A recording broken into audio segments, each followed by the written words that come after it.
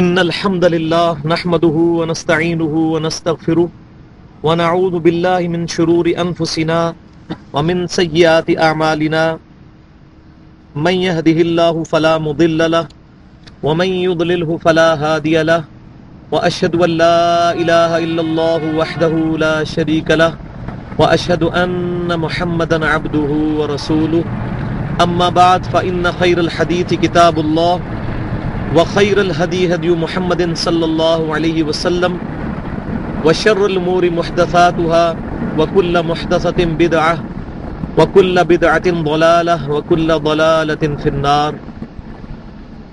أعوذ بالله السميع العليم من الشيطان الرجيم. بسم الله الرحمن الرحيم.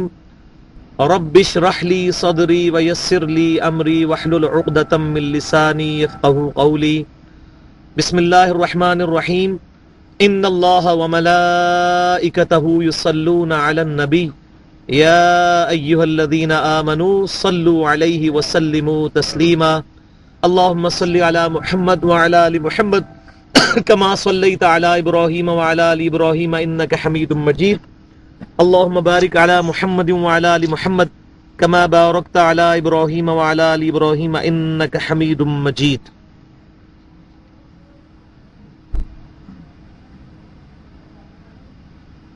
آج کی گفتگو کے حوالے سے ایک ضروری بات میں شروع میں ہی عرض کر دوں کہ پچھلی دفعہ بھی بعض بھائیوں نے یہ شکایت کی تھی کہ آپ نے ڈیٹیل کے ساتھ سورہ فاتحہ کے مسائل کو کیوں نہیں بیان کیا. تو ہم اس ترجمہ کلاس کے اندر کوشش کریں گے کہ صرف ترجمے کے اوپر اور مختصر تشریح کے اوپر جو ہے اس پر زور دیں. بہت زیادہ ڈیٹیل جو ہے اس سے قرآن پاک کا بعض اوقات ٹیمپر ہو جاتا ہے، اور میں اسی وجہ سے پرسنلی قرآن پاک کی جو لمبی لمبی تفسیریں ہیں نا ان کا سخت مخالف ہوں، کیونکہ اللہ تعالیٰ قرآن پاک میں سورہ حامیم السجدہ کے پہلے ہی رکوع میں فرماتا ہے کتاب فصلت آیاتہ. یہ قرآن پاک وہ ہے جس کی آیتیں خود بخود تفصیل کی گئی ہیں.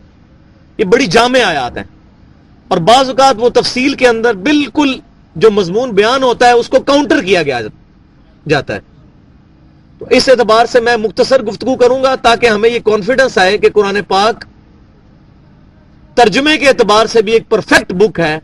اس کو قطعاً کوئی ضرورت نہیں ہے زیادہ تفسیر کرنے کی، بالکل ٹو دی پوائنٹ بات ہوئی ہوئی ہے.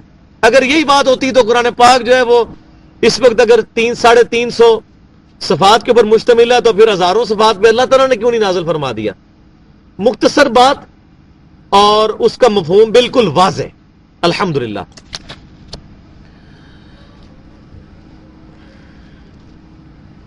بسم اللہ الرحمن الرحیم. اللہ کے نام سے شروع جو بہت مہربان اور ہمیشہ رحم فرمانے والا ہے. الف لام میم. یہ حروف مقطعات ہیں جن کا مطلب اللہ اور اس کے رسول کے ساتھ خاص ہے. اللہ تعالیٰ نے اپنے نبی صلی اللہ علیہ وسلم کے ذریعے امت کو اس کا مطلب نہیں سکھایا. یا آپ اسی طرح سمجھ لیں جیسے کہ کوڈ ورڈز ہوتے ہیں نا، ہم یہ کبھی فارن کی بنی ہوئی چیزیں خریدتے ہیں، شیمپو وغیرہ یا صابن وغیرہ، تو ان کے اوپر جو ہے وہ ڈیش ڈیش لگی ہوتی ہے، وہ کوڈ ورڈز ہوتے ہیں. یہ قرآن پاک کے کوڈ ورڈز ہیں اور ان کے پیچھے پڑنے کی ہمیں ضرورت ہی نہیں ہے. میں نے قرآن پاک کے تعارف میں یہ بات بتائی تھی کہ سورہ آل عمران کی 7 نمبر آیت میں اللہ تعالیٰ نے یہ کیٹاگوریکلی بات بتائی ہے کہ قرآن پاک کی آیات کی 2 اقسام ہیں.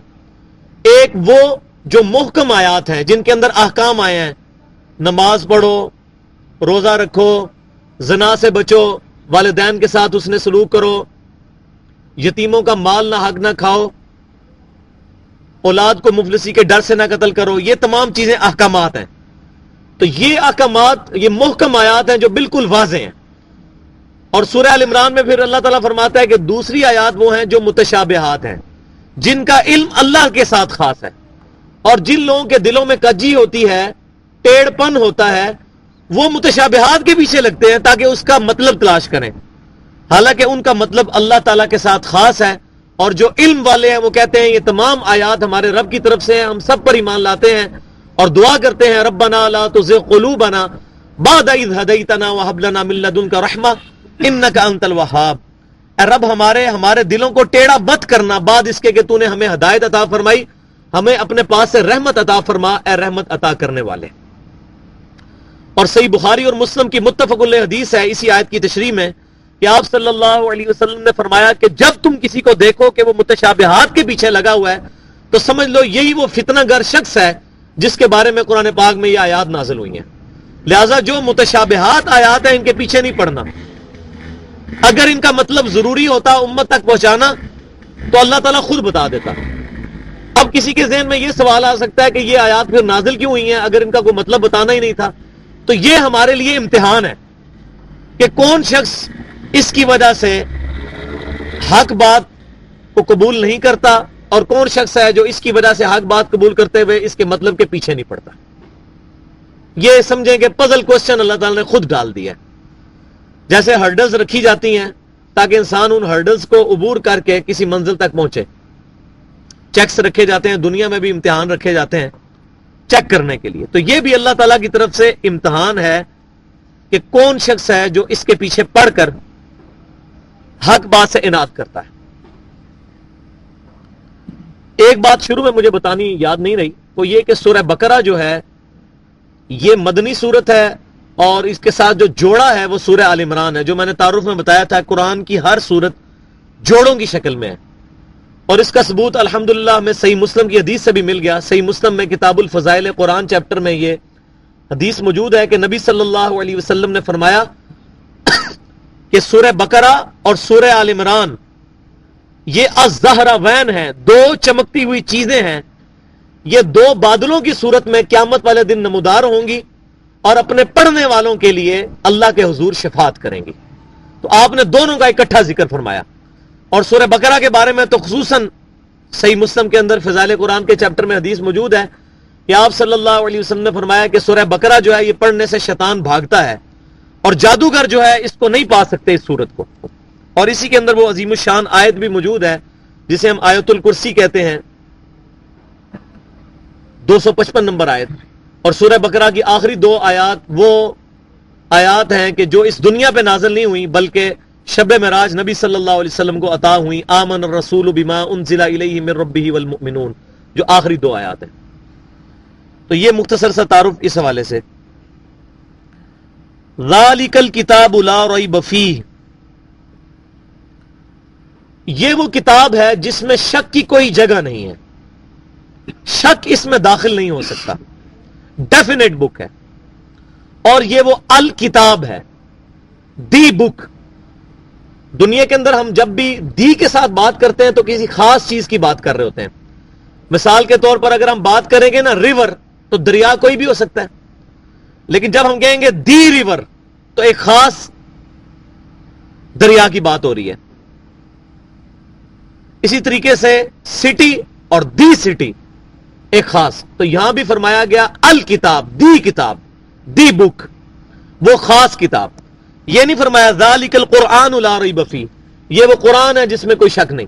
ذالک الکتاب، اس کے اندر یہ لطیف اشارہ ہے کہ جو یہودی اور عیسائی جو کہ سابقہ امت مسلمہ ہے بنی اسرائیل، اس امت سے پہلے وہ مسلمان امت تھی اور ان کی کتابوں کے اندر اولڈ ٹیسٹیمنٹ میں بھی، تورات کے اندر بھی اور نیو ٹیسٹیمنٹ انجیل کے اندر بھی اس کتاب کی اور اس کتاب کے جو جن پر نازل ہونی ہے اس شخصیت کی، امام کائنات سید الاولین والآخرین شفیع المذنبین رحمت للعالمین سیدنا و مولانا امام اعظم محمد الرسول اللہ صلی اللہ علیہ وسلم کی پیشن گوئیاں ٹیمپرڈ، تحریف شدہ انجیل میں بھی آج بھی موجود ہیں.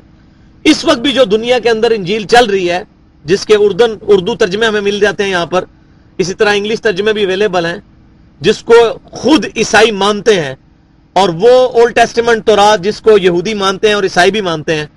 اولڈ ٹیسٹیمنٹ جو ہے تورات یہ یہودیوں اور عیسائیوں کے درمیان مشترکہ کتاب ہے، جو کہ نیو ٹیسٹیمنٹ ہے جس کو یہ کہتے ہیں انجیل، وہ صرف عیسائی مانتے ہیں. ان دونوں کتابوں میں آج بھی نبی صلی اللہ علیہ وسلم کی پیشن گوئیاں موجود ہیں. تورات کے اندر ایک چیپٹر ہے جس کا نام ہے کتاب الاستثناء، انگلش میں اس کو کہتے ہیں ڈیوٹرانومی.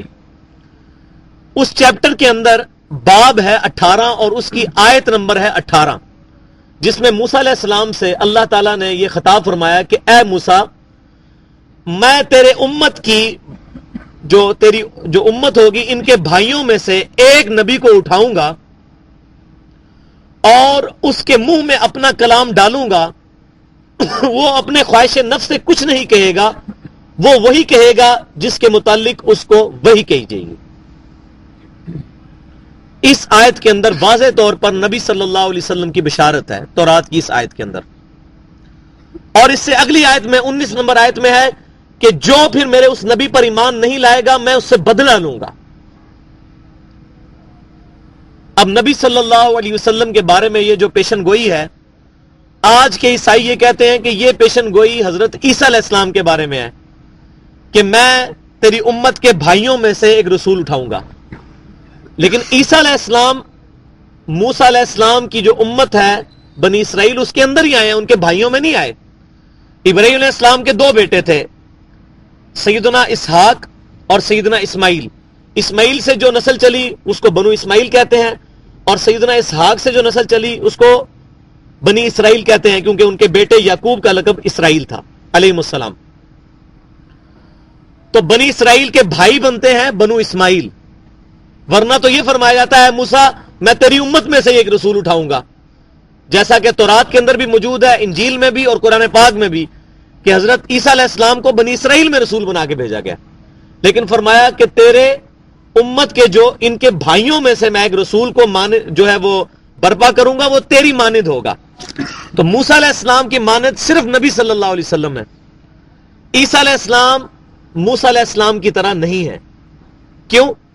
موسیٰ علیہ السلام کی بھی والدہ تھی، نبی صلی اللہ علیہ وسلم کی بھی والدہ تھی، اور عیسیٰ علیہ السلام کی جو والدہ ہے، عیسیٰ علیہ السلام کا والد نہیں تھا، ان کی شادی نہیں تھی۔ موسیٰ علیہ السلام کے والدہ کے والد نبی صلی اللہ علیہ وسلم کے والد اور عیسیٰ علیہ السلام کے والد نہیں ہیں۔ اسی طریقے سے نبی صلی اللہ علیہ وسلم کی امت نے آپ کی مبارک زندگی کے اندر آپ کی دعوت قبول کر لی اور آپ کو ایک حکومت بنانی بھی نصیب ہوئی۔ موسیٰ علیہ السلام کی زندگی میں بھی تقریباً 6 لاکھ لوگ ان کے ساتھ اٹیچ ہوئے جنہوں نے ان کی دعوت قبول کی، جبکہ عیسیٰ علیہ السلام کو کوانٹٹی وائز کوئی کامیابی نہیں حاصل ہو سکی۔ صرف 12 بندے آپ کی زندگی کے اندر دنیا میں اٹھائے جانے سے پہلے آپ کے اوپر ایمان لے کر آئے۔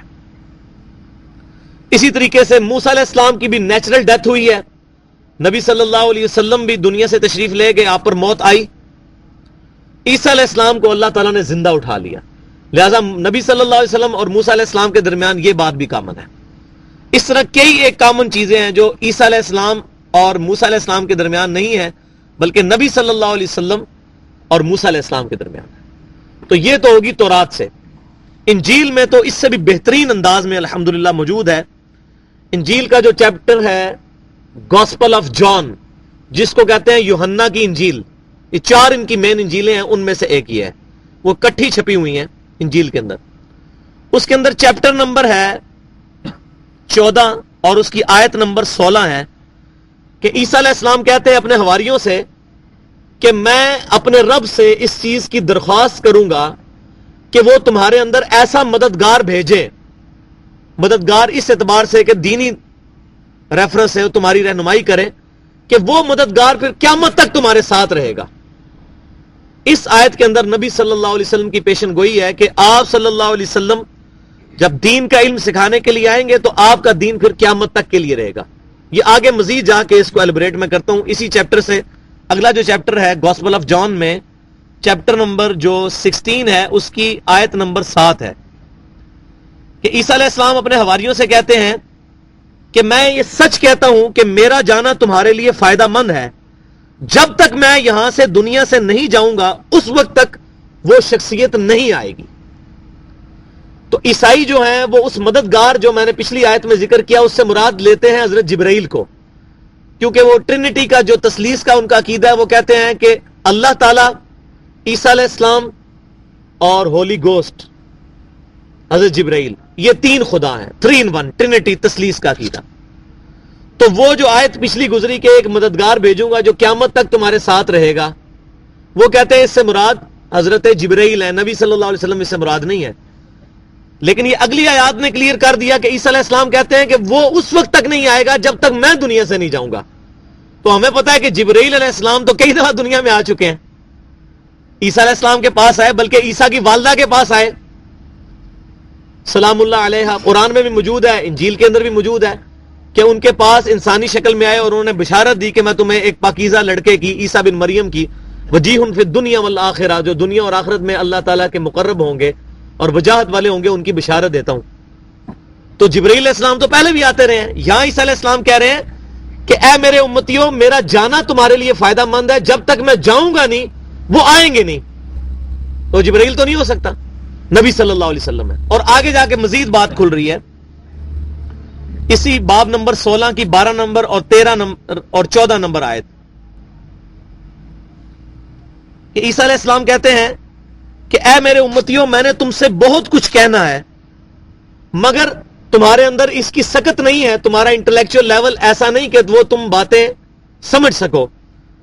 جب وہ شخصیت آئیں گی تو وہ تمہیں وہ باتیں سمجھائیں گی، اور وہ شخصیت حق کا اور سچ کا راستہ بتائے گی، اور وہ شخصیت اپنے خواہش نفس سے کچھ نہیں کہے گی، وہ وہی کہیں گے جو اللہ تعالیٰ ان کو وہی کرے گا، اور وہ دنیا میں آ کر میری تعریف کریں گے. اب یہ بالکل واضح قرآن پاک میں بھی آیات موجود ہیں، وما ينطق عن الهوى ان هو الا وحی یوحى. یہ نبی اپنی خواہش نفس سے کچھ نہیں کہتے، یہ وہ کہتے ہیں جو اللہ ان کو وحی فرماتا ہے. اور عیسیٰ علیہ السلام کی واحد شخصیت امام کائنات صلی اللہ علیہ وسلم کی ہے جنہوں نے عیسیٰ علیہ السلام کی تعریف کی ہے.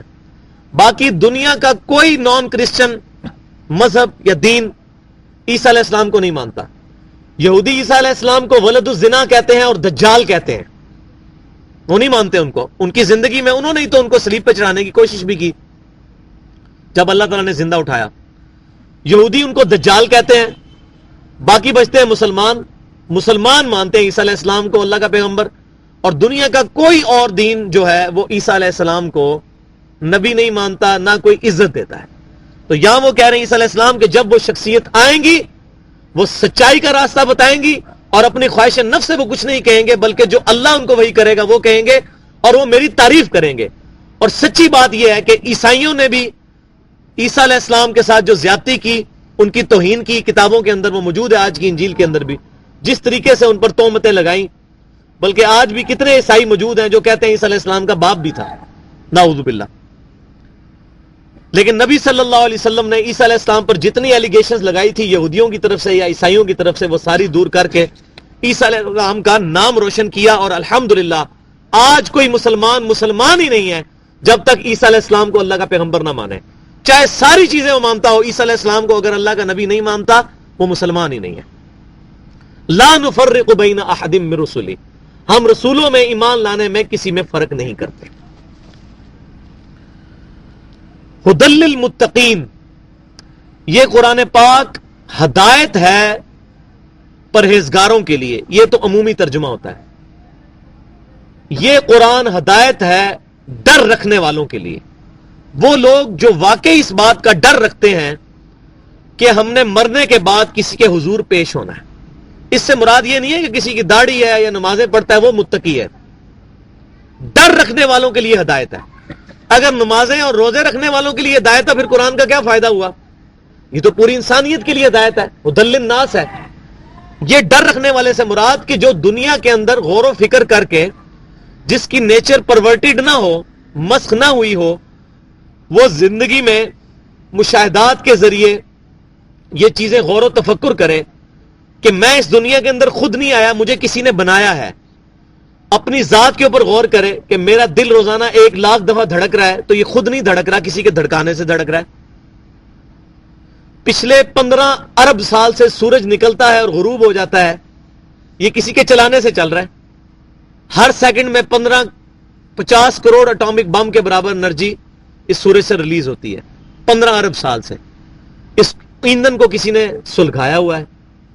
اپنے جسم پر غور کرے، آنکھیں روزانہ 12,000 دفعہ جھپکتی ہیں، دل روزانہ 10,000 لیٹر خون پمپ کرتا ہے، گردے روزانہ 25 دفعہ ڈائلیسس کرتے ہیں، انسان کے جسم میں اتنے خلیے موجود ہیں کہ انگلینڈ جیسے 30 ملک ہوں اور سارے کے سارے ملک درختوں سے پر ہوں تو جتنے درختوں کے پتے بنیں گے اتنے انسان کے جسم کے اندر خلیوں کی تعداد ہے. اس کے اوپر غور کریں تو اس طرح کے سائنٹیفک فیکٹس کتنے زیادہ ہیں. اس پہ جب انسان غور کرتا ہے, ایک بیج پر غور کرتا ہے کہ بیج زمین میں بوتے ہیں, اتنا بڑا درخت کیسے بن جاتا ہے, یہ سفید پھول کیسے بن جاتا ہے, گلاب کا سرخ پھول کیسے بن جاتا ہے, تو فوراً انسان ڈر جاتا ہے.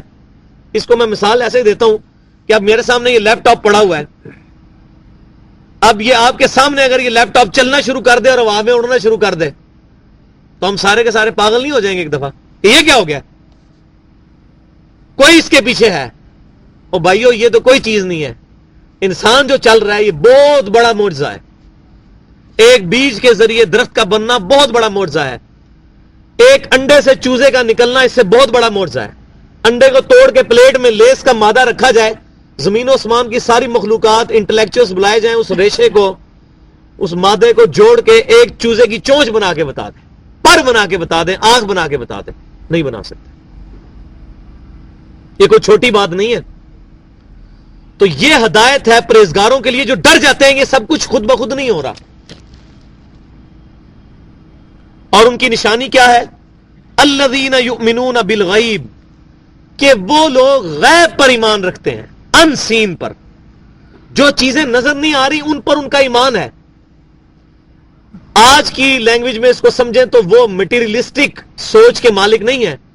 وہ مادے کو اور مٹیریل کو سب کچھ نہیں سمجھتے, بلکہ وہ اس بات پر تفکر کرتے ہیں کہ یہ جو کچھ موجود ہے اس کی جو اصل ہے وہ ہم سے چھپی ہوئی ہے. جب ایک انڈے سے چوزا نکلتا ہے تو ہمارے سامنے نکلتا ہے, لیکن انسان پریشان ہو جاتا ہے کہ یہ چوزا بنا کیسے ہے اندر. تو پھر انسان اس چیز پہ سوچنے پہ مجبور ہو جاتا ہے کہ کسی ڈیوائن سورس نے, سپریم بینگ نے, سپر نیچرل ایجنسی نے اس کو کنٹرول کیا. ماں کے پیٹ کے اندر بچے کا بننا بہت بڑا معجزہ ہے.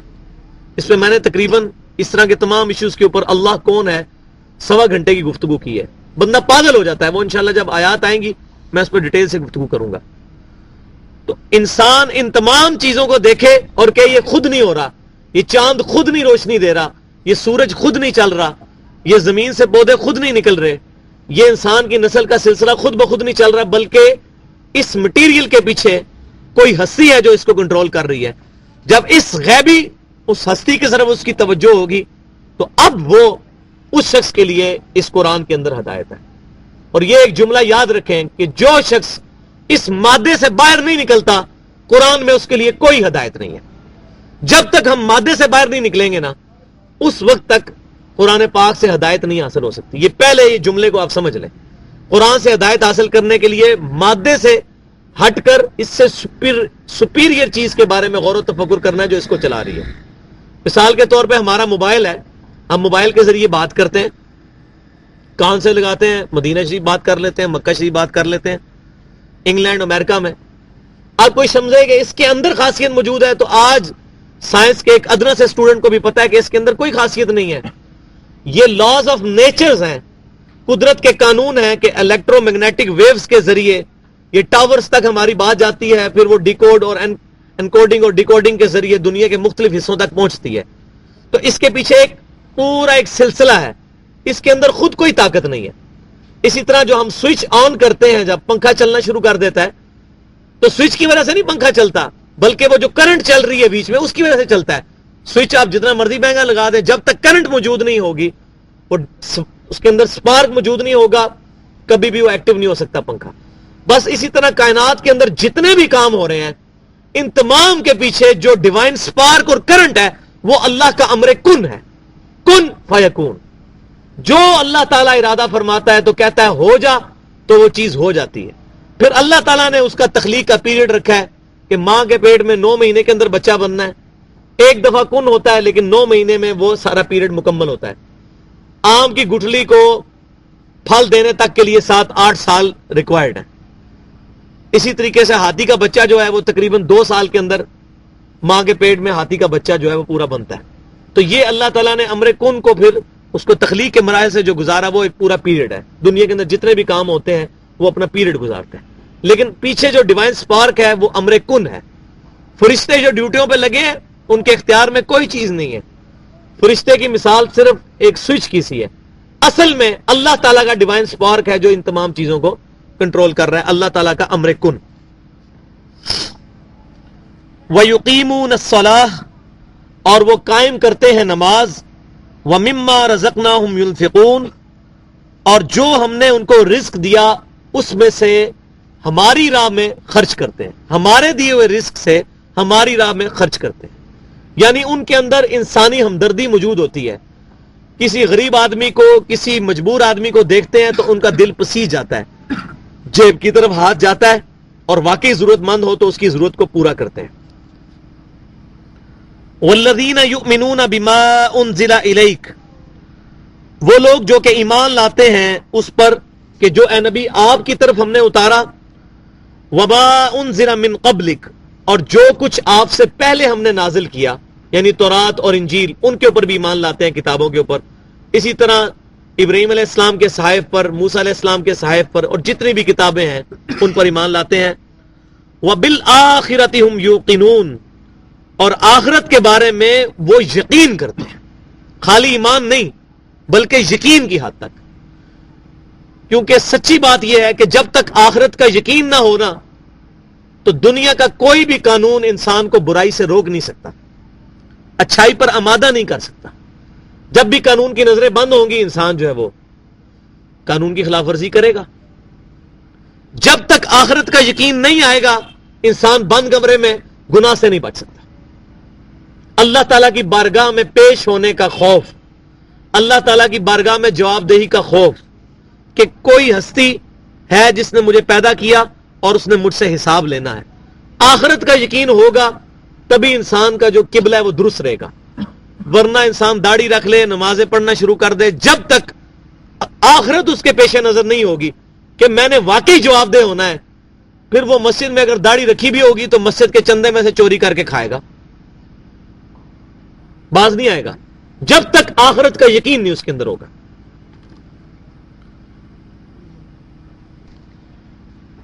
اب ان آیات کو میں ایک دفعہ اس کا سلیس ترجمہ کر دیتا ہوں تاکہ ہمارا ربط بن جائے. ذالک الکتاب لا ریب فیہ یہ وہ کتاب ہے جس میں کوئی شک نہیں. ھدی للمتقین ہدایت ہے پرہیزگاروں کے لیے. الذین یؤمنون بالغیب وہ لوگ جو کہ ایمان لاتے ہیں غیب پر. ویقیمون الصلاۃ اور قائم کرتے ہیں نماز کو. ومما رزقناہم ینفقون اور اس رزق میں سے جو ہم نے ان کو عطا کیا ہماری راہ میں خرچ کرتے ہیں. والذین یؤمنون بما انزل الیک وہ لوگ جو کہ ایمان لاتے ہیں اس پر جو اے محبوب صلی اللہ علیہ وسلم آپ کی طرف نازل کیا گیا یعنی قرآن. وما انزل من قبلک اور جو آپ سے پہلے نازل ہوا جتنی بھی کتابیں آسمانی. وبالآخرۃ ہم یوقنون اور آخرت پہ ان کا یقین ہے. اس سے یہ بات بھی پتہ چلی کہ جو پنجابی دجال غلام احمد قادیانی, ہماری بدبختی ہم بھی پنجاب کے رہنے والے ہیں, اس نے آج سے 100 سال پہلے جو دعویٰ کیا کہ میرے اوپر وہی نازل ہوتی ہے, حالانکہ وہ قرآن کو مانتا تھا, اس کو اللہ کی کتاب مانتا تھا. اللہ تعالیٰ نے یہاں فرمایا کہ جو ایمان لاتے ہیں جو اے محبوب آپ کی طرف نازل ہوا اور جو آپ سے پہلے نازل ہوا, آپ کے بعد جو نازل ہوگا اس کے بعد کوئی ذکر ہی کو نہیں موجود. یہ قادیانیوں کے خلاف بہت بڑا ہتھیار ہے یہ والی آیت. اولئک علی ھدی من ربہم یہ ہیں وہ لوگ جو کہ اپنے رب کی توفیق سے ہدایت پر ہیں. وَأُولَئِكَ هُمُ الْمُفْلِحُونَ اور یہ ہیں وہ لوگ کہ جو فلاح پانے والے کامیاب ہونے والے لوگ ہیں. اب ان 5 آیات کے اندر انسانیت کا ایک گروہ یعنی کہ جو مومن ہے جو یقین والا ہے ان کا ذکر ہوا, جن کی نیچر مسخ نہ ہو تو وہ قدرتی حقائق کے ذریعے ان تمام چیزوں کو آبزرو کر کے اللہ تعالیٰ تک پہنچ جائیں گے. اب دوسرے گروہ کا ذکر ہو رہا ہے, اور یہ بات یاد رکھیں کہ یہ سورہ بقرہ کے جو پہلے 4 رکوع ہیں نا, پہلے 4 رکوع یہ پورے قرآن پاک کی تھیم ہے. خصوصاً مکی قرآن جو 2/3 سے پہلے نازل ہو چکا ہے کیونکہ یہ مدنی قرآن ہے, اس کا خلاصہ ہے یہ, لہذا یہ بڑے امپورٹنٹ ہے. تو شروع میں ہی اللہ تبارک و تعالیٰ نے 3 گروہوں کا ذکر فرمایا ہے. ایک وہ جو کہ ایمان والے ہیں جن کا ہم 5 آیات میں ذکر پڑھ چکے ہیں. اب دوسرے گروہ کا ذکر آ رہا ہے. کہ جو کافر ہیں، اور وہ کافر ایسے کہ جن کے سامنے حق کھل چکا ہے لیکن انہوں نے جان بوجھ کے حق سے آنکھیں بند کی ہوئی ہیں. اور تیسرا گروہ آئے گا پھر منافقین کا، اور ایسے منافق کہ جو چیزوں کو سمجھتے نہیں، غیر شعوری طور پر منافقت کے اندر وہ مبتلا ہو چکے ہیں علم کی کمی کی وجہ سے.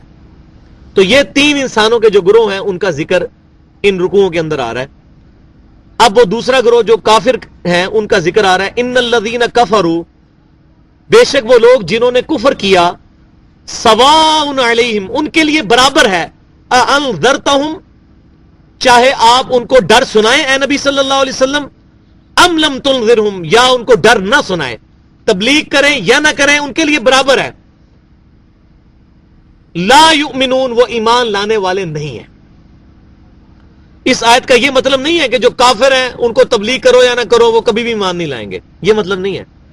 اس کا مطلب یہ ہے کہ وہ لوگ جنہوں نے حق کو سمجھنے کے باوجود حق سے اناد کیا، حق کو قبول نہیں کیا وہ. اور اس کی بڑی پیاری مثال یہ ہے کہ جو بندہ سویا ہوا ہو اس کو آپ جگا سکتے ہیں کہ بھائی اٹھو نماز کا ٹائم ہو گیا، اور جو بندہ مکرا بن کے آنکھیں بند کر کے لیٹا ہو اور اس کی نیت ہی نہ اٹھنے کی، اس کو دنیا کے سارے بندے آگے اٹھائیں اس نے نہیں اٹھنا. تو وہ جان بوجھ کے جو کرتے. تو اس کے اندر ذکر ہے کہ وہ لوگ جنہوں نے جان بوجھ کے کفر کیا، اے نبی اگر آپ ان کو تبلیغ کریں یا نہ کریں ان کے لیے برابر ہے، وہ ایمان نہیں لائیں گے.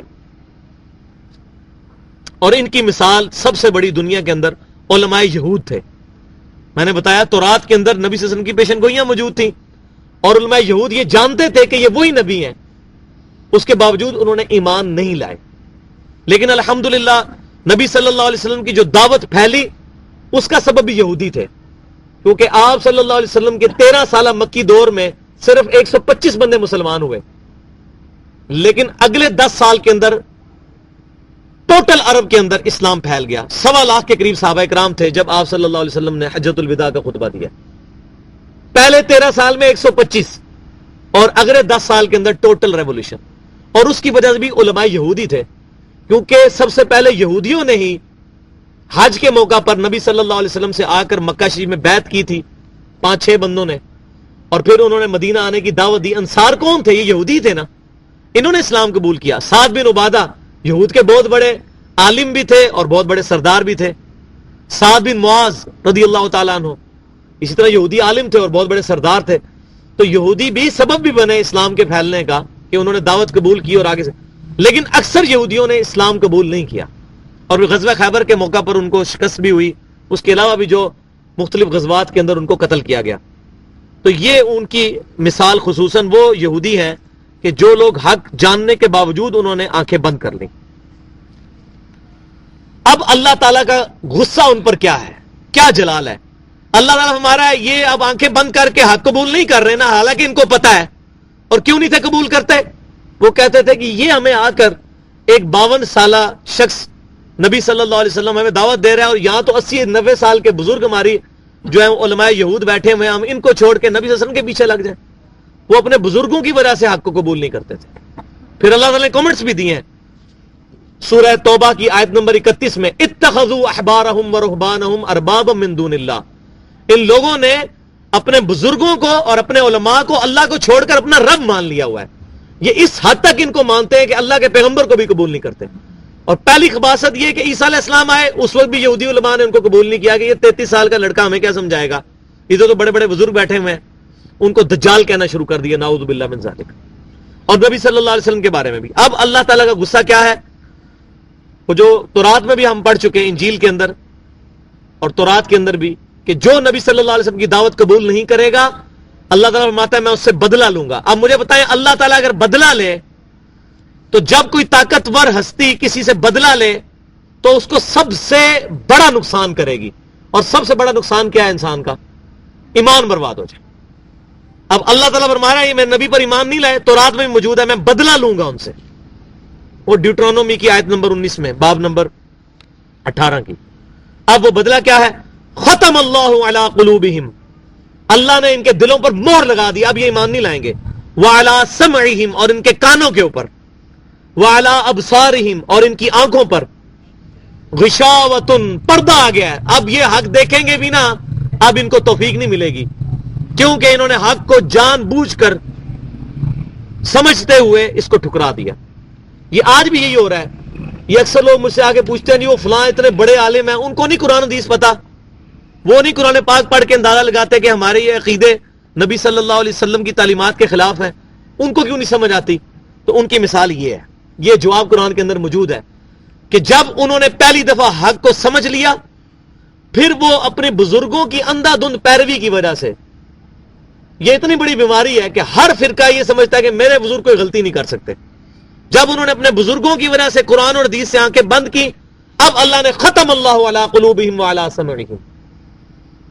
اب یہ چاہے جتنے بڑے مرضی عالم ہوں، یہودی کم عالم تھے، نبی صلی اللہ علیہ وسلم سامنے موجود ہے، ان کو بات سمجھ نہیں آ رہی کیونکہ اللہ نے مور لگا دیا۔ اب نبی صلی اللہ علیہ وسلم کی دعوت کیسے ان کو سمجھ آئے؟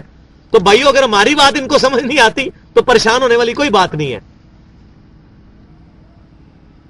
ان کی آنکھوں کے آگے پردہ ہے، وَلَهُمْ عَذَابٌ عَظِيمٌ، اور ان کے لیے بہت بڑا عذاب اللہ نے تیار کیا ہوا ہے۔ تو یہ 7 نمبر آیت 6 اور 7 نمبر آیت میں منافقین کا ذکر، یہ پہلا رکوع مکمل ہوا، اب دوسرا رکوع میں منافقین کا ذکر۔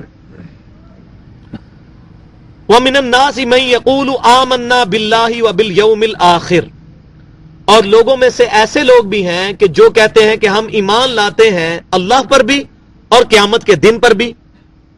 وَمَا هُم بِمُؤْمِنِينَ، حالانکہ وہ مومن نہیں ہیں، یہ ایمان لانے کے باوجود بھی مومن نہیں ہے۔ کیوں؟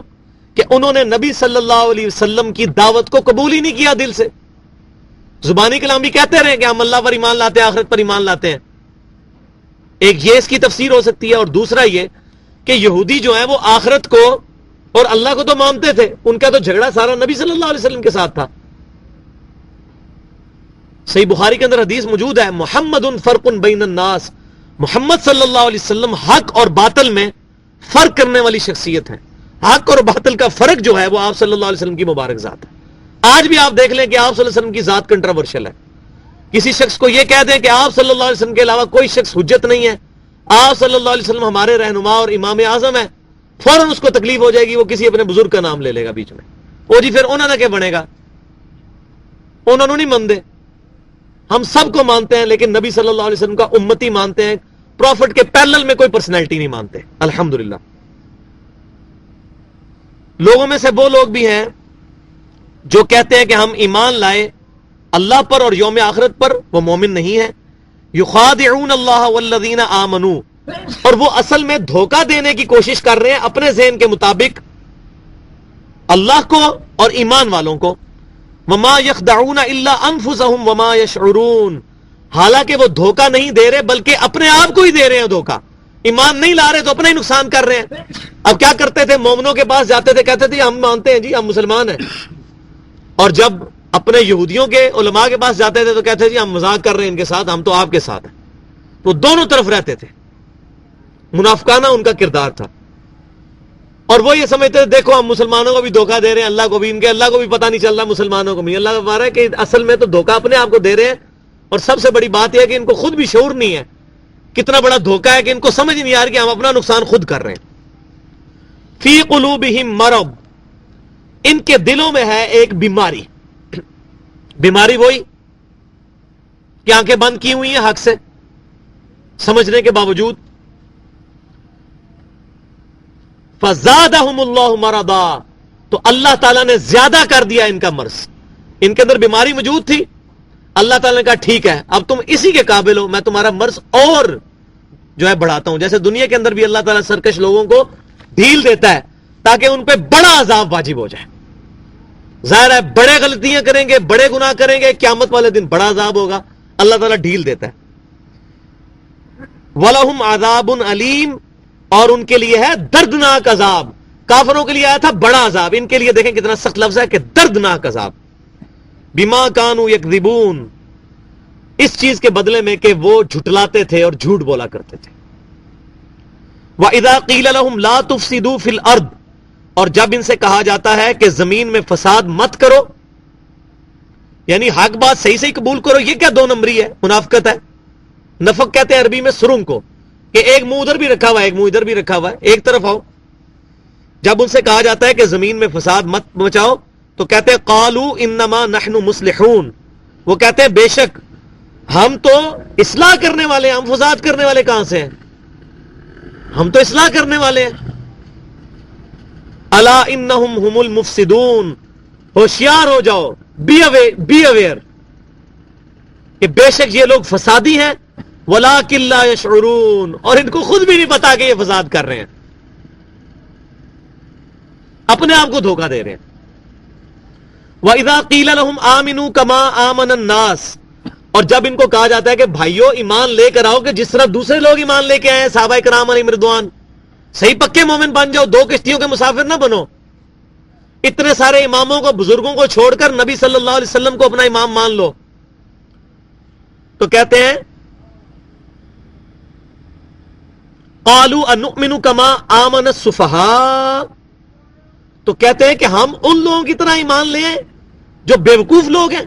استغفر اللہ, یعنی فنیٹکس ایکسٹریمسٹ ہیں, ان کو نہیں پتا کہ اس دور کے اندر داڑھی رکھنے والا بندہ کامیاب نہیں ہو سکتا, دین پہ چلنے والا بندہ دنیا میں ناکام ہو جائے گا, جو بندہ سود نہیں کھائے گا وہ دنیا میں اپنے گھر کا خرچہ نہیں پورا کر سکتا, جو بندہ حرام کے ذریعے ناپ میں کمی کر کے مال نہیں کمائے گا اس کا تو خرچہ ہی پورا نہیں ہوگا. یہ کیسے بیوقوف لوگ ہیں کہ جو بن دیکھے خدا کے اوپر ایمان لاتے ہیں اور اس کی احکامات کی پیروی کرتے ہیں, ان کو فاقے بھی دیکھنے پڑتے ہیں.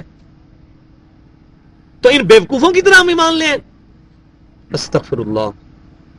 اب اللہ تعالیٰ کی طرف سے جواب آ رہا ہے, الا انہم هم السفہاء, آگاہ ہو جاؤ کہ یہ بیوقوف لوگ ہیں.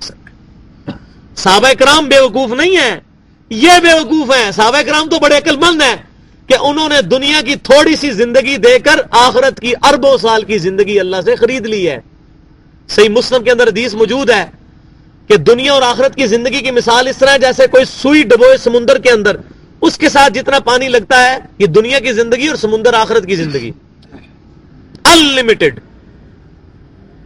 یہ تو بڑے سمجھدار ہیں, انہوں نے تو تھوڑی سی زندگی اللہ کو دے کر آخرت کی زندگی خرید لی ہے اللہ تعالیٰ سے. بے شک یہ لوگ بیوقوف ہیں. ولکن لا یعلمون, اور یہ علم بھی نہیں رکھتے. کتنی بڑی ان کی حسرت ہے کہ یہ بیوقوفیاں کرتے جا رہے ہیں, ان کو علم نہیں ہے. وَإِذَا لَقُوا الَّذِينَ آمَنُوا قَالُوا آمَنَّا, جب یہ ملتے ہیں ایمان والوں سے یعنی صحابہ کرام سے تو کہتے ہیں ہم ایمان لے کر آئے. وَإِذَا خَلَوْا إِلَىٰ شَيَاطِينِهِمْ, اور جب یہ علادہ ہوتے ہیں اپنے شیطانوں کی طرف. اللہ نے شیطان کہہ دیا ان کو, ان علماء کو شیطان کہہ دیا, یہودی علماء کو. وہ شیطان ہی ہوتے ہیں وہ علماء جو حق کو جاننے کے باوجود حق بات کو قبول نہیں کرتے اور لوگوں کو بھی گمراہ کرتے ہیں. اپنے شیطانوں کے پاس جب جاتے ہیں کہتے ہیں قالوا انا معکم, کہ حضرت صاحب آپ نہ پریشان ہو, اسی تہاڈے مرید ہاں, تہاڈے نال ہی, اسی کوئی استانہ اپنا بدلیا نہیں ہے, اسی کو اپنا گروہ بدل نہیں لیا, اسی تہاڈے نال ہی ہاں. انما نحن مستہزئون, ان کے ساتھ تو ہم صرف مذاق کرتے ہیں. درس میں چلے بھی جاتے ہیں, درس قرآن سننے کے لیے تو مذاق کے لیے جاتے ہیں. ہم نے کون سا چینج ہونا ہے؟ یہ اللہ معافی دے, ہمارے پہ بھی یہ وقت تھا آج سے 2 سال پہلے. اپنی زندگی کے 30-31 سال اسی طرح قرآن سنتے بھی تھے تو بس ٹھیک ہے یار, ہے قرآن, سیریس نہیں لیتے تھے. کیونکہ قرآن کو مانے تو پھر بزرگ غلط ماننے پڑتے ہیں. تو ہم کہتے ہیں کہ ہمیں کوئی یہ بندہ کہتا ہے نا یہ بزرگوں کے گستاخ ہیں, ہم کہتے ہیں لاؤ بزرگوں کا گستاخ کافر ہو سکتا ہے لیکن نبی کا گستاخ کافر ہے. ٹھیک ہے, ہم بزرگوں کے گستاخ ہیں آپ کے زوم میں, حالانکہ ہم نہیں ہیں. تو اگر ہم ہے بھی ہیں تو ہم کافر تو نہیں, زیادہ سے زیادہ گنہگار ہوں گے. اور تم اپنے بزرگوں کی غلط تعلیمات جو شاید ان کی نہیں ہے, تبدیل ہو چکی ہیں, ان کی وجہ سے نبی صلی اللہ علیہ وسلم کی احادیث کو ٹھکرا رہے ہو اور قرآن کی تعلیمات کو ٹھکرا رہے ہو. تم اپنے ایمان کی فکر کرو, تمہارا تو ایمان ہی گیا. تو کہتے ہیں کہ اے ہمارے علماء شیاطین, ہم تمہارے ساتھ ہیں. انما نحن مستہزئون, ان کے ساتھ تو ہم مذاق کر رہے ہوتے ہیں. اب اللہ تعالیٰ پھر کمنٹس دے رہا ہے, اللہ یستہزئ بہم, اللہ ان کے ساتھ استہزاء فرما رہا ہے اپنی شان کے لائق. یہ کیا مذاق کر رہے ہیں مومنوں کے ساتھ؟ اللہ تعالیٰ ان کے ساتھ استہزاء فرما رہا ہے اپنی شان کے لائق. وَيَمُدُّهُمْ فِي طُغْيَانِهِمْ يَعْمَهُونَ, اور ان کو ڈھیل دے رہا ہے تاکہ اپنی گمراہی کے اندر بھٹکتے رہیں. ڈھیل دے رہا ہے, یہ بس آگے سے آگے دلدل میں چلتے جائیں. یہ یہی سمجھیں گے کہ آگے زمین ہے لیکن دلدل میں گھستے چلے جائیں گے. اب اللہ تعالیٰ کے وہ کمنٹس آ رہے ہیں، اولئک الذین اشتروا الضلالۃ بالہدی، یہ وہ بدبخت لوگ ہیں منافق کہ جنہوں نے ہدایت کے بدلے گمراہی خرید لی ہے، ہدایت کو چھوڑ کے گمراہی خرید لی ہے. فما ربحت تجارتہم، تو ان کی تجارت ان کو نفع نہیں دے گی، یہ تو بڑی انہوں نے غلط تجارت کر لی ہے. وما کانوا مہتدین، اور نہ ہی یہ لوگ ہدایت یافتہ ہوں گے، نہ یہ لوگ راہ جاننے والے ہوں گے. اب دو مثالیں آ رہی ہیں، یہ قرآن پاک میں چند بہترین مثالوں میں سے ہیں. ویسے تو پورا قرآن ہی بہترین ہے، لیکن چند چیزیں اللہ تعالیٰ نے ایکسٹرا آرڈنری چند جگہوں پر بیان کی ہوتی ہیں، اس کانٹیکسٹ میں کہیں اور بیان نہیں ہوتی. پہلے کے اندر جو ہے وہ کافروں کی مثال آ رہی ہے جو جان بوجھ کر حق کو ڈینائی کرتے ہیں، اور دوسری مثال آئے گی ان منافقین کی کہ جو علم کے بغیر صرف دین پر چلنے کی وجہ سے، دین میں جب مشکلات آتی ہیں اس کی وجہ سے دین چھوڑ کے چلے جاتے ہیں. یہ بڑی زبردست مثالیں ہیں، اور ان مثالوں کو آپ یہ نہ سمجھیں کہ یہ یہودیوں کے بارے میں ہے. یہ قرآن پاک نازل تو ان سرکمسٹانسز پہ ہوا ہے، لیکن یہ قیامت تک کے لیے ہدایت ہے، ان کے ذریعے ہم نے ہدایت حاصل کرنی ہے الحمدللہ. مثلہم کمثل الذی استوقد نارا، ان لوگوں کی مثال اس شخص کی سی ہے کہ جس نے آگ روشن کی. فلما اضاءت ما حولہ، تو جب اس آگ کی وجہ سے ارد گرد ساری طرف روشنی ہو گئی، یعنی نبی صلی اللہ علیہ وسلم نے توحید کا جب نور کی شمع روشن کی اور اس کی وجہ سے ساری طرف روشنی ہو گئی، حق بالکل واضح ہو گیا، باطل الگ نظر آنے لگا، حق اور باطل میں فرق آ گیا، اور لوگوں کو اس توحید کی روشنی کی وجہ سے حق تک پہنچنا آسان ہو گیا. ذہب اللہ بنورہم، اللہ تعالیٰ ان کی آنکھوں کا نور لے گیا. اب روشنی تو ہو گئی ہے، لیکن اگر کسی اندھے کی آنکھیں چلی جائیں، کسی انسان کی آنکھیں ختم ہو جائیں، اب یہاں بے شک 1000 واٹ کا بلب روشن کر لیں، اگر آنکھوں کی بینائی ختم ہو جائے تو روشنی کس کام کی؟ تو اللہ تبارک و تعالیٰ ان کافروں کی مثال دے رہا ہے جو پہلے آئے تھی نا، کہ جو لوگ جان بوجھ کر نبی صلی اللہ علیہ وسلم کی دعوت قبول نہیں کرتے. تو ان لوگوں کی مثال ایسی ہے کہ جیسے ایک شخص نے آگ روشن کی، اس کی وجہ سے ہر چیز روشن ہوگی. اب چاہیے تو یہ تھا کہ حق اور باطل واضح ہو جاتا، لیکن اس خبیث نے جب اپنی آنکھیں بند کی، نبی صلی اللہ علیہ وسلم کی دعوت سے اپنی آنکھیں بند کر لیں، ذہب اللہ بنورہم، اللہ تعالیٰ نے اس کی آنکھوں کی بینائی، یعنی جو انٹلیکٹ تھا وہ اللہ تعالیٰ نے ان سے چھین لیا. اب ان کو نظر نہیں آ رہا، باہر تو روشنی چلی ہے لیکن ان کو حق نظر ہی نہیں آ رہا. اور یہ کیوں ہوا کہ انہوں نے حق کو ڈینائی کیا؟ یہ اللہ تعالیٰ نے ظلم نہیں کیا، وہ پہلے آ چکا ہے. وَتَرَكَهُمْ فِي ظُلُمَاتٍ لَا يُبْصِرُونَ، اور ان کو چھوڑ دیا ہے گپ اندھیروں کے اندر جہاں ان کو کوئی چیز نظر نہیں آ رہی. صُمٌّ بُكْمٌ عُمْيٌ فَهُمْ لَا يَرْجِعُونَ، یہ بہرے ہیں، یہ گونگے ہیں، یہ اندھے ہیں، اور اب یہ حق کی طرف پھرنے والے نہیں ہیں. وہی جو پہلے آیا تھا، ختم اللہ علی قلوبہم وعلی سمعہم وعلی ابصارہم، یہ ان کی مثال آ رہی ہے.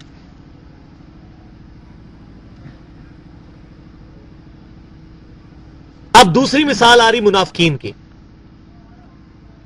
او کصیب من السماء فیہ ظلمات ورعد وبرق، یا پھر مثال اس کی کہ آسمان سے ایک زوردار بارش نازل ہوئی جس کے اندر اندھیرا بھی ہے اور گرج بھی ہے، یعنی کہ بادلوں کی وجہ سے اندھیرا چھا گیا اور کبھی کبھی گرج بھی آتی ہے جس کی وجہ سے روشنی ہوتی ہے، اور اس کے اندر چمک بھی موجود ہے، برق بھی ہے.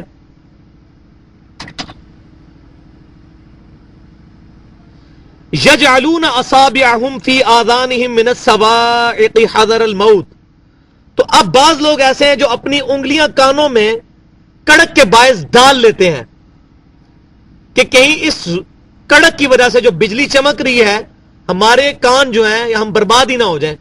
جیسے بعض اوقات کبوتر بلی کو دیکھ کے آنکھیں بند کر لیتا ہے کہ بلی غائب ہوگی، بلی تو نہیں غائب ہوئی، تو آنکھیں بند ہونے سے تو نہیں. تو اسی طریقے سے جو لوگ دعوت حق قبول نہیں کر رہے منافقین، ان کی مثال ایسی ہے کہ یہ اسلام کی بارش ہو رہی ہے، اس بارش کے اندر کڑک بھی موجود ہے کہ تکلیفیں بھی آنی ہیں. وَلَنَبْلُوَنَّكُمْ بِشَيْءٍ مِّنَ الْخَوْفِ وَالْجُوعِ، تمہیں بھوک کے ذریعے، بیماری کے ذریعے، نقصان کے ذریعے آزمانا بھی ہے. اب یہ کڑک بھی ہو رہی ہے. اچھا، پھر روشنی بھی ہے، کبھی کامیابیاں بھی آتی ہیں، اور پھر جب کڑک آتی ہے، جب تکلیفیں اللہ کی طرف سے آتی ہیں، یہ فوراً کانوں میں انگلیاں ڈال لیتے ہیں، یعنی کہتے ہیں اب ہم نے اسلام پہ نہیں چلنا، یہ ہم اس دین پہ کیسے چلیں جس کے اندر اتنی تکلیفیں آ رہی ہیں، کسی کے بازو کٹ رہے ہیں، کسی کی آنکھیں نکل رہی ہیں، کبھی بلال حبشی رضی اللہ تعالیٰ عنہ کو جو ہے وہ لٹایا جاتا ہے گرم ریت کے اوپر، اسی طرح سیدنا خباب کے اوپر جو ہے وہ گرم سیخیں چلائی جاتی ہیں ان کی پیٹھ کے اوپر، اور اس طرح صحابہ کرام کی تکلیفیں. تو یہ جو لوگ ہیں منافقین، یہ اپنے کانوں میں جو ہے نا وہ موت کے ڈر سے انگلیاں ڈال لیتے ہیں. من سوائق حذر الموت، موت کی کڑک کے ڈر کے باعث. واللہ محیط بالکافرین، اللہ تعالیٰ تو گھیرے ہوئے کافروں کو. اب یہ کان میں انگلیاں ڈال لینے سے وہ بچ تو نہیں جائیں گے، اگر ان کی موت آئی ہے تو انہوں نے مرنا ہے. یکاد البرق یخطف ابصارہم، قریب ہے کہ بجلی اچک لے ان کی بینائی، ان کی بینائی بجلی اچک لے. یعنی یہ تکلیف کی وجہ سے جو اللہ تعالیٰ اسلام پہ چلنے والوں کو آزمائشیں ڈالتا ہے، اس کی وجہ سے قریب ہے کہ ان کی بینائی ختم ہو جائے، یہ دین کو چھوڑ دیں، رائے حق سے آنکھیں بند کر لیں. کلما اضاء لهم مشوا فیہ، جب کبھی روشنی آتی ہے تو یہ بیچ میں چلنا شروع کر دیتے ہیں. یعنی جب مسلمانوں کو فتوحات ہوتی ہیں تو منافقین کہتے ہیں ہاں جی ہم بھی آپ کے ساتھ تھے، ہمیں آپ مال غنیمت میں سے دیں، آسان میٹھا میٹھا جو ہے ہاف ہاف کوڑا کوڑا تھو تھو. آج بھی لوگ کہتے ہیں جی ٹھیک ہے دین کو ہم نے لینا ہے انشاءاللہ، جی دین پہ چل رہے ہیں نا جی، داڑھی رکھی ہوئی ہے، نمازیں بھی پڑھتے ہیں، لیکن کاروبار حرام ہے، کاروبار کے اندر سود موجود ہے، اسی طریقے سے کم ناپ تولنا والا ہے چکر ہے، کسی کو دھوکہ دینے والا ہے، جی باقی کام بھی تو کر رہے ہیں. تو اسلام کیا ہے؟ ادخلوا فی السلم کافہ، مکمل کے مکمل دین کے اندر داخل ہو جاؤ. یہ ایک ٹوٹل پیکج ہے جو آپ نے لینا ہے، جزوی دین نہیں لینا، پورے کا پورا دین لینا ہے. یہ نہیں کہ چند مرضی کی چیزیں مان لی، اور جی نکاح کرنا بھی سنت ہے نا جی، یہ جی بال بچوں کا پیٹ پالنا بھی تو سنت ہے نا جی، اس کی آڑ کے اندر اللہ تعالیٰ کے احکامات کو پامال کر دیا. اور اس نکاح کی آڑ کے اندر 3-3 4-4 سال جو ہے وہ بغیر نکاح کے لڑکیوں کے ساتھ دوستیاں، اور لڑکیوں کی لڑکوں کے ساتھ موبائل پہ دوستیاں، اور یہ بھی تو سنت ہے نا جی. تو جب کبھی روشنی آتی ہے اور آسانی ہوتی ہے یہ چلنا شروع کر دیتے ہیں. وَإِذَا أَظْلَمَ عَلَيْهِمْ قَامُوا، اور جب اندھیرا چھا جاتا ہے اللہ تعالیٰ کی طرف سے، جب آزمائش جاتی ہے مسلمانوں میں، یہ کھڑے ہو جاتے ہیں جی ہم نہیں اب چل سکتے جی، بس اب کیا کریں جی، اللہ سے تو بال بچوں کا پیٹ ہی نہیں بھرا جاتا. وَلَوْ شَاءَ اللَّهُ لَذَهَبَ بِسَمْعِهِمْ، اگر اللہ تعالیٰ چاہے تو لے جائے ان کے سننے کی قوت بھی، یعنی ان کا حال بھی اللہ تعالیٰ چاہے تو کافروں والا ہی کر دے، لیکن ان کے اندر تھوڑی سی چھوٹ موجود ہے، کیونکہ کبھی ایمان پہ چلتے ہیں کبھی نہیں چلتے. عین ممکن ہے کہ ایک وقت آئے، اللہ تعالیٰ ان کو پیار سے سمجھا رہا ہے کہ عین وقت ہے کہ اس سمجھنے کی وجہ سے وہ پکے پکے اس طرف آ جائیں، کیونکہ درمیان میں ہے نا، کبھی چلتے ہیں کبھی نہیں چلتے. لیکن اللہ تعالیٰ ان کو دھمکی بھی دے رہا ہے کہ قریب ہے کہ اگر میں چاہوں تو تمہاری سننے کی قوت لے لوں، وَأَبْصَارِهِمْ، اور تمہاری دیکھنے کی بھی قوت، اسی طرح جس طرح کافروں کی لی ہے. ان اللہ علی کل شیء قدیر، بے شک اللہ تعالی ہر چیز پر قادر ہے. تو یہ دو مثالیں الحمدللہ، میں بڑے عرصے تک یہ مثالیں پڑھتا تھا، مجھے سمجھ نہیں آتی تھی. اللہ کا شکر ہے کہ میں نے کافی تفاسیر بھی دیکھی، پھر اس کے اوپر ایمفسائز کیا، تو یہ دونوں مثالیں سمجھ آئیں کہ یہ مثالیں کتنی زبردست مثالیں ہیں، اور اسے کس پیارے انداز کے اندر اللہ تبارک و تعالیٰ نے امت محمدیہ صلی اللہ علیہ وسلم کو یہ بتایا. تو آج الحمدللہ ہمارے 2 رکوع مکمل ہوئے ہیں، اور یہ دونوں رکوع ایک ٹاپک تھے، ایک ٹاپک پورا مکمل ہوا ہے. اور ٹاپک کیا تھا کہ اس میں پہلی چیز یہ ہے کہ نبی صلی اللہ علیہ وسلم پہ یہ جو کتاب نازل ہوئی ہے یہ الکتاب ہے، جس کا ذکر تورات اور انجیل کے اندر بھی موجود ہے، پیشن گوئیاں وہاں موجود ہیں. پھر اس کے بعد 2 طویل رکوع اس بحث پر تھے کہ انسانیت 3 گروہوں میں بٹ جاتی ہے. ایک وہ لوگ ہوتے ہیں جو ایمان والے ہوتے ہیں، جو آگے بڑھ کے دعوت قبول کر لیتے ہیں، اب جو بھی ان کے ساتھ ہو وہ چلنے کے لیے تیار ہیں. دوسرا گروہ وہ ہے کہ جن کو حق پتہ چل جاتا ہے لیکن اپنے بزرگوں کی وجہ سے، اپنی روایتوں اور ریتوں کی وجہ سے حق کو قبول نہیں کرتے اور آنکھیں بند کر لیتے ہیں، علم کے باوجود گمراہ ہو جاتے ہیں. ان کے دلوں پر اللہ تعالیٰ پھر پکی مہر لگا دیتا ہے، وہ منافق ہیں. اب ان کو دعوت دینا کوئی فائدہ نہیں دیتا. وَلِعَوْذُ بِاللَّهِ تعالیٰ، ہم اللہ کی پناہ میں آتے ہیں کہ ہم ان لوگوں میں شامل ہوں. اور تیسرا گروہ وہ ہے کہ جن کو کوئی سمجھ نہیں آتی، کہ وہ جب اسلام کی طرف فائدہ دیکھتے ہیں تو پھر مسلمانوں کے ساتھ چلتے ہیں، اور جب دوسری طرف فائدہ دیکھتے ہیں تو پھر اس طرف چلتے ہیں. تو پھر اللہ تعالیٰ نے ان کی مثال اینڈ پہ بیان کی ہے کہ پہلے لوگوں کی مثال ایسی ہے کہ جیسے کسی شخص نے آگ روشن کی، جیسے نبی صلی اللہ علیہ وسلم نے توحید کی شمع روشن کی، اس کی وجہ سے ہر چیز بالکل واضح ہوگی، لیکن اس کے باوجود لوگوں نے اپنی آنکھیں بند کی تو اللہ تعالیٰ نے ان کی بنائی لے لی، اب ان کو حق بات سمجھ ہی نہیں آتی۔ اور دوسرے وہ لوگ ہیں منافقین، جن کی مثال آئی کہ آسمان سے جیسے بارش برسی جس کے اندر کڑک بھی ہے، بجلی بھی ہے، روشنی بھی ہے، یعنی تکلیفیں بھی ہیں، پریشانیاں بھی ہیں، اور اللہ تعالیٰ کی طرف سے کامیابیاں بھی ہیں۔ جب کامیابیاں ملتی ہیں تو چلنا شروع کر دیتے ہیں، ٹھیک ہے ہم بھی مسلمانوں کے ساتھ ہیں، اور جب کامیابیاں نہیں ملتی اور کڑک آتی ہے تو پھر کہتے ہیں بھئی ہمارے لیے چلنا بڑا مشکل ہے اسلام کے اوپر، جی آج کے دور میں تو اسلام پہ چلا نہیں جا سکتا۔ پھر وہ کانوں میں انگلیاں دے لیتے ہیں۔ تو اللہ تعالیٰ فرماتا ہے کہ تمہاری ان خباثتوں کی وجہ سے قریب ہے کہ تمہیں بھی میں وہ دوسری جو کیٹاگری تھی کافروں والی، کہ جن کے اوپر دعوت دینا فائدہ نہیں دے گا، ان کے اندر تمہیں شامل کر دوں، قریب ہے۔ لیکن ابھی تمہارے لیے مہلت موجود ہے کیونکہ تم شعور نہیں رکھتے، تمہیں سمجھا رہا ہوں، لیکن قریب ہے کہ اگر تم نے اسی طرح آنکھیں بند رکھی تو تم پر بھی وہ گمراہی آ ٹپکے گی جو ان پر آئی۔ اللہ تعالیٰ سے دعا ہے کہ جو ہم نے یہ جو 2 رکوع الحمدللہ آج پڑھے ہیں، اور یہ قرآن پاک میں یہ ان 2 رکوعوں کے اندر جو 3 کیٹاگریز لوگوں کی بیان ہوئی، اللہ تبارک و تعالیٰ ان میں سے ہمیں پہلی کیٹاگری میں کرے الحمدللہ۔ ہماری یہ خواہش ہے کہ ہم صحابہ کرام علیہم رضوان، تابعین، تبع تابعین، اور اسی طرح ہمارے جو اسلاف گزرے ہیں، صحیح جو ہمارے اسلاف ہیں پہلے 300 سال کے مسلمان، انہوں نے جو منہج پیش کیا اس پر چلنے کی توفیق عطا فرمائے، اور مسلمانوں پر صرف ان کے گمراہ کن عقائد واضح کرنے پر ہی اکتفا کرنے کی توفیق عطا فرمائے، کسی پر کفر کے فتوے لگانے سے ہمیں بچائے۔ سبحانک اللہم و بحمدک، اشہد ان لا الہ الا انت، استغفرک و اتوب الیک، وما علینا الا البلاغ المبین۔